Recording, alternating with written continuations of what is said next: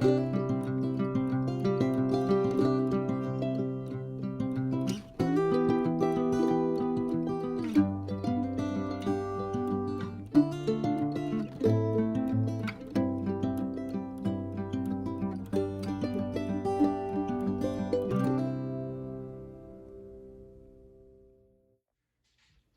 everybody, it's Lori with Behavior Education at Spirit Keeper Animal Sanctuary, and last Tuesday we saw a bunch of our snakes eating quail. We're going to see a few more eating quail that didn't get included last week, and then we're just going to get to see some regular training sessions with a few of our snakes. I hope you enjoy it, and as always, let me know if you have any questions. We're starting out with Ryder, our newest super dwarf reticulated python, who has actually been living in this tree for the last 9 days. He doesn't want to go in his enclosure anymore, and he just prefers to stay in this tree. At any rate, he ate quail 2 times in a row, and I feel like sometimes that's a really lean, small meal. So this time he's actually going to eat a rat, and he doesn't have any problem snatching the food. This is our Korean rat snake, Sargon, who also had quail for 2 meals in a row. Yeah, I was running low on rodents, and so several of the snakes got quail for several meals in a row while I was waiting for my rodent order. Anyway, he's getting a rat as well this week. And he always amuses me because he absolutely knows what target training is. He's really good at it. He gets so excited when he actually snatches the food that it's at that point that he fails to pay attention to where his body is. This is Tau Seti, our older super dwarf reticulated python. He is 3 years old. He has taken to sitting on the sink when he is out and done roaming. That's a spot that Ronan used to sit in, and he actually used to catch mice in the kitchen when they would get inside during the winter at our ranch. TC has not caught any actual mice. He just sits on the sink and he stares at the dishes, he stares at the sink, and if I'm washing any targets and put them in the dish strainer, he stares at the targets.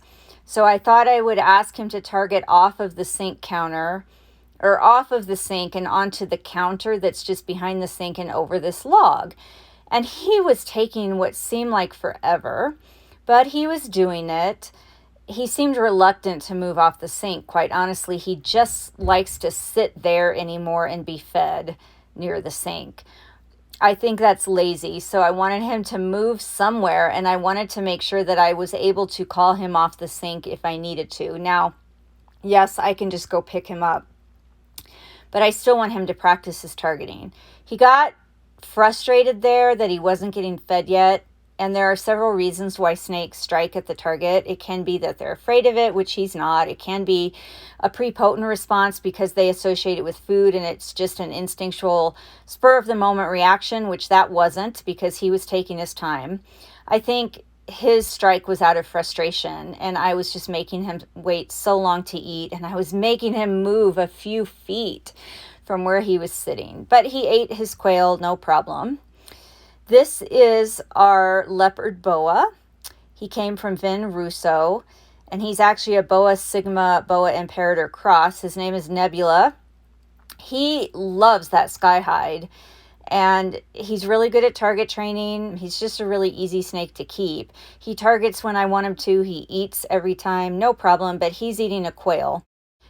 This is one of my Morelia bredli, and she was at her door, so I just went ahead and opened it for a while, and she was sort of just investigating the area outside of her enclosure around the shelf that her enclosure is on. So she was already partway out when I started her target training session, and I decided to just ask her to move a few inches in front of the enclosure that's adjacent to her. And I just mainly wanted her to practice moving away from her enclosure a little bit because she isn't the most outgoing bredli, and she's not fearful, but she just doesn't leave the area of her enclosure. And oftentimes she doesn't even leave her enclosure at all. She'll just stay right there around the doorway.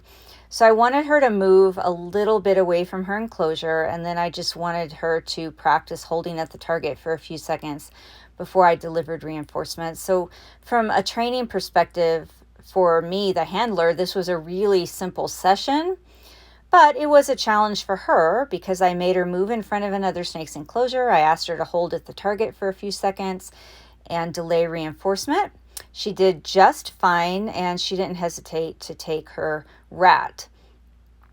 I did a second session with her after she'd put herself away. Now, this is an example of me transitioning from one target to another because I'm going to start teaching her that the blue target means rodents and the green target means quail. She's eaten quail many, many times with me just using her regular blue target. Now I would like her to start understanding that when she sees green, it means she has quail available, and when she sees blue, it means that rodents are available. And so in order for me to make that transition, I paired the green target with the blue target this time. It's the first time I've done that when delivering her quail. So I'll probably do that one more time, and then next time just show her the green target paired with quail until I'm showing her the green target with quail and the blue target with rodents. This is Marcel, our children's python, who's always very exuberant around anything that indicates he's going to get food, and he always does several strikes, and then he launches himself onto the target and sort of surfs onto it and just rests his body on the target until I deliver the food. Interestingly, he does not strike at me if I don't have the target. I can clean his enclosure and reach in there when he's in there, and if I don't have the target, he does not do that striking behavior. So I'm happy with that. This is Romana. She's one of our royal pythons, and she definitely knows the target means food, but she just hasn't quite caught on that she needs to approach the target. She looks in its direction. She acknowledges that it's there. She gets very tense when it appears because she knows it means food, and I think it spurs her hunting instinct, and she gets a little nervous around food and very intense when she knows she's going to get fed, and she gets into this hunting mode to the point where sometimes she even swishes her tail and flops her tail back and forth. So she's doing a good job. I don't want to overdo it and have her strike at the target, and I don't want her to get scared. So I moved the target pretty far away, so if she did strike, she didn't make contact with it. And then I offered her the reinforcement and made her come to the reinforcement instead of sticking the reinforcement right in front of her face, because in the past that has startled her and scared her just a little bit. So she did great this time. Thank you so much for watching and for joining me once again for another Training Tuesday. Please let me know if there are any training topics or behavior topics in particular that you would like to hear more about or learn more about or to see demonstrated, and I will try to accommodate you if possible. Let me know if you have any questions about any of tonight's sessions. And until next time, everybody, please remember to always be kind and love your animals.